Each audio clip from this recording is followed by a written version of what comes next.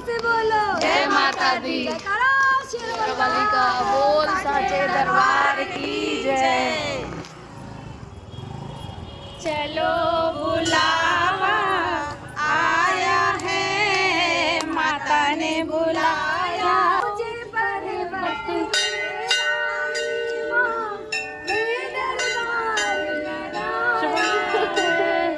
चलो बुलावा आया है, माता ने बुलाया है।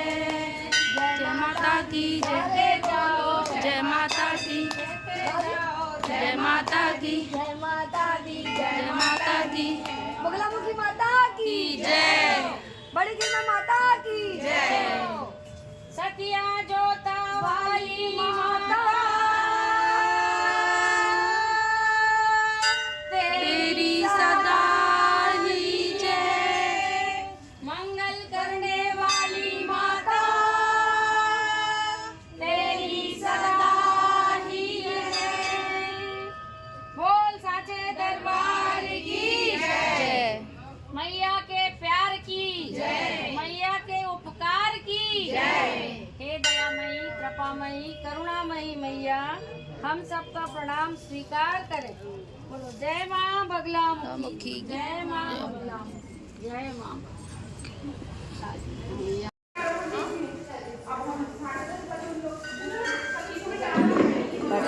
हाँ बिल्कुल बिल्कुल आराम से मधु यहाँ पे आप अपनी मिलती है तेरे दरबार में मैया।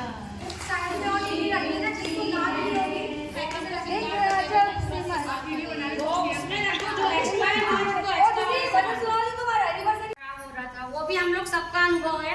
आप देखिएगा जब अपने घर में शादी होती है, बाराती पक्ष आप अगर 10 तरह का मीठा बनाए हो, जो मीठा खत्म हो जाएगा बारातियों को वही मीठा खाना रहता है।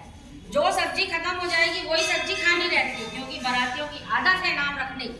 हम भी बाराती बने हैं, कभी आप भी बाराती बने, भूल जाते हैं हमें भी तो किसी बारात का शायद लड़की ना होती तो मेरा सिर ना झुकता। जिस घर में बेटी है, धनवान हो, प्रतिष्ठित हो, डॉन हो, लेकिन सिर झुकेगा ही झुकेगा जिस घर में बेटी बहन है। राजा ने बोला कि आज बेटी के कारण मेरा सिर झुक गया। अब रानियों को बुलाया और आदेश दिया कि आज के बाद यदि मेरी संतान के रूप में बेटी, हम लोगों ने ये कभी नहीं देखा कि कोई माँ अपने बच्चे को मरवा दे, मगर ये अपने सनातन में ये तो है विशेष की पत्नी पति के अधीन होती है। तो ठीक है, बोलिए अब समय से जब अगर उनको बेटी होती थी तो मरवा तो नहीं सकती, माँ है, दासी वो दे देती थी कि मैं पाल भी नहीं सकती, मजबूर हूँ क्योंकि पति आज्ञा से बंधी हुई। ये क्रम चलता रहा। फिर माँ को ये सब लीलाएं हम लोगों के लिए रचनी थी, तो माँ ने नई लीला का विस्तार किया। राजकुमार जो थे वो एक दिन राखी के दिन बाजार घूमने गए। उन्होंने सभी लड़कों के हाथ में देखा कि राखी बंधी हुई है। बोले ये क्या है, ये क्या है। लड़कों ने आपस में हंसी उड़ा दी, तुम क्या जानो राखी, राखी वो जाने जिसकी बहन, जब तुम्हारी बहन ही नहीं है तो राखी क्या जानो। बोले ये बहन होती वही बांधता है क्या राखी। बोले हाँ बहन ही बांधती है। महल में आए, माँ लोगों से बोला रानी माँ मेरी बहन कहाँ है, मेरी बहन चाहिए। तो रानी माँ ने बोला कि बेटा आपकी किस्मत में बहन तो है, मगर मैं क्या करूँ, आपके पिता की ऐसी ऐसी आज्ञा है, मैं नहीं रख सकती। तो बोले नहीं मुझे तो बहन चाहिए है, चाहे कुछ हो जाए। बैठ जाने दीजिए, आसन पे बोल दीजिए, बैठ जाने। तो वो बोले बहन तो चाहिए, तो बोले बेटा मैं क्या करूं। बोले नहीं माँ मुझे तो बहन चाहिए। तो ये भी हम सबका अनुभव है, मेरा तो पर्सनल है अनुभव कि अपन पत्नी अगर कभी खिलाफत घर में करती है पति की, तो बच्चों के कारण करती है, कर लेने दो ना, एक काम कर लेगा तो क्या हो जाएगा, ऐसा मैं तो कर लेती हूँ कई बार। तो बोले कि हेलो हाँ भाभी आ जाइए जी। तो बोले कि ठीक है बेटा, आज तक तो मैंने पति की रखी, कोशिश करूंगी कि तुम्हारी रखूं। माँ को ये सब लीला रचनी थी। तो उस समय रानी गर्भवती भी थी, समय के अनुसार बेटी ही पैदा हुई। बेटी पैदा हुई तो माता रानी को ये सब रचना था। और कहते हैं चढ़ती हुई बेल और बढ़ती हुई बेटी कभी नहीं छुपती किसी की भी। और बढ़ती रही, क्रम चलता रहा। एक दिन राजा जी अटारी से नीचे निकल रहे थे। जो हमारे बुजुर्ग कहते हैं उसका तथ्य यही है। हमारे घर में सबकी दादी नानी लोगों ने बोला होगा कि मैं अटारी दही डेरी पे खड़े हो गए, भाई यारो बाल से पानी न झटको, कौन पे पड़ जाए पता नहीं। तो वही वाली किस्सा है ये। राजा जी नीचे से निकल रहे थे, राजकुमारी ऊपर खड़ी थी, मुंडेर पे बाल से पानी झटक रही थी, बाल धोके खड़ी थी, राजा जी पे पानी पड़ गया।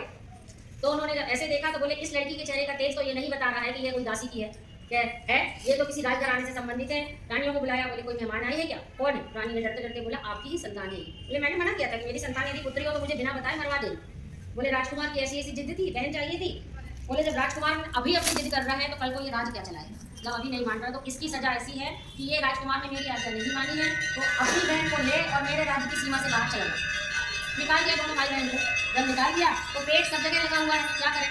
राजकुमार ने जो अपन बोलते हैं चिड़ैया मुनैया की सुहागने, चिड़ैया मुनैया वो चिड़िया और मैना का जोड़ा, चिड़िया और मैना का जोड़ा दिया बहन को, एक पिंजड़े में रख के चना और गुड़ दिए कि जब तुम्हें भूख लगे तो तुम ये चना गुड़ खा लेना, इन्हीं चिड़िया मैना को दे देना और पानी दे देना। तो बहन को तो शहर जाना पड़ेगा कमाने के लिए, तो चले गए राजकुमार। जब गए और बहन 15-16 साल की लड़की, ये विशेष ध्यान रखिएगा सभी जो लड़कियों को लेकर बहुत भ्रमित है लोग सुहागनों के लिए, 15-16 साल की लड़की थी, खेल रही थी, खेलते खेलते भूल गई खेल में। जब उसको बहुत तेज भूख लगी तब उसको याद आया कि चिड़िया मैना भी तो भूखी है, और जब देखी तो ऐसे तो पिंजड़े में चिड़िया मैना जो थी वो मुरझा गई थी। बोले अब क्या करूं, ऐसे एक पेड़ के नीचे बैठ के रोने लगी कि अब क्या करूं, माँ बाप ने निकाला तो भाई ने संभाल लिया, अब भाई निकालेगा तो मैं कहाँ जाऊंगी, मेरे को कौन पालेगा, क्या करूंगी, रोने लगी। माँ को ये लीला रचनी थी। उसी पेड़ के नीचे मैया रानी एक बुजुर्ग के रूप में प्रकट हुई और प्रकट होकर माँ ने ये बोला तुम रो क्यों रही हो। बोले मेरे भाई ने चिड़िया मैना का जोड़ा दिया था, ये चिड़िया मैया, अब मैं इनको न संभाल पाई, अब मैं क्या करूँ। बोले सब ठीक हो जाएगा। बोले कैसे ठीक हो जाएगा। बोले तुम 7 सुहागने बोल दो कर लो तो हो जाएगा। तो उनने वो बच्ची ने बोला आपको बुढ़ापे में समझ में ना आ रहा हूँ माता राम, मैं जंगल में बैठी 7 सुहागने कहाँ से ले आऊँ यहाँ पे। तो बोले ये जो 7 जाता था सवा पाव भी, तो हमारे घर जो बुजुर्ग रहती थी महिलाएं, मम्मी दादी लोग सब, वो उसी समय बैठ के खा लेती थी, रात होती तो कोई विधान नहीं है। अब अभी आप इतना चना गुड़ 1 पाव। बोली कि बाराती जा रहे थे, बारातियों से बोला भगवान के लिए मेरे चने गुड़ गुंजवा दूँ। बारातियों ने बोला, फिर वही बाराती वाला है कि तुम्हें अपने चना गुड़ की पड़ी, हमारी बारात का लगन का टाइम समय बीता जा रहा, हम गाय को गुंजवाए तुम्हारे चना गुड़, हम तो जे चले। बारात चले गए। थोड़ी देर बाद एक शव यात्रा वाले निकले। शव यात्रा वालों ने बोला कि शव यात्रा वालों से बोली वो कि कृपा करके मेरे भगवान के लिए चना गुड़ भिजवा दो।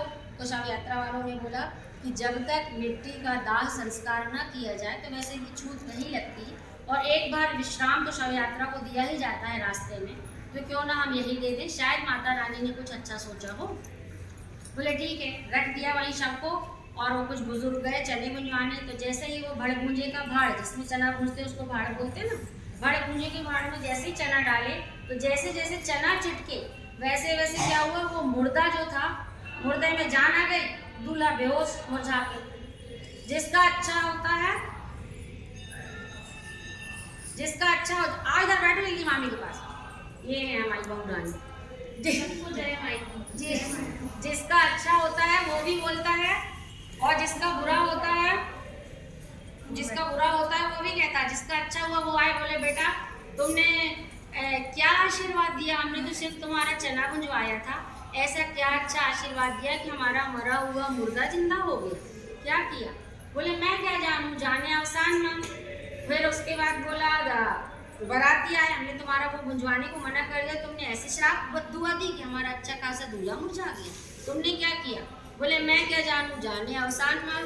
बोले ऐसे कैसे। बोले आप भी बोल दीजिए कि वे बहू को ले जाके सुहागले करेंगे, शायद दूल्हा ठीक हो जाए। तब से ये विधान है कि बहू को ले जाके सुहागले करते हैं। और माँ का नाम शादी करी, और जिस बच्ची से शादी करने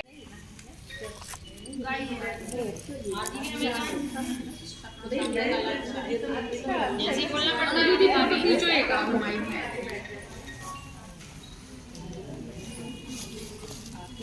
और भरे से चांद ढले तक सेवा नित निर्मल हमारो, स्नान करावन वस्त्र ओढ़ावन, भोग लगावन लागत करो, कब से निहारूं अपनी ओर, कब से निहारूं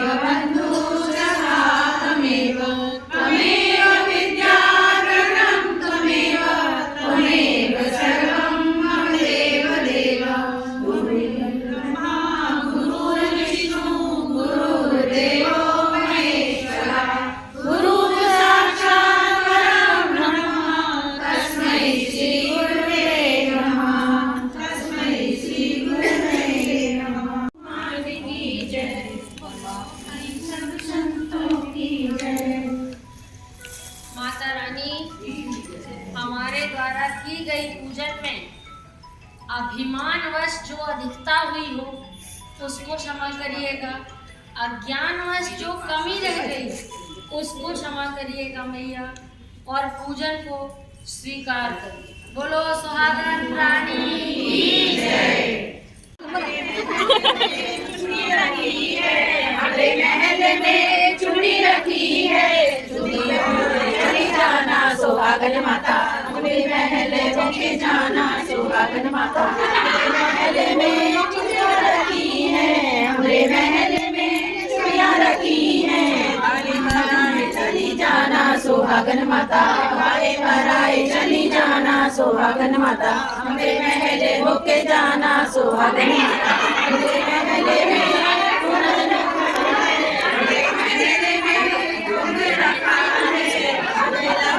चली जाना सुहागन माता, भोग लगाए चली जाना सुहागन माता।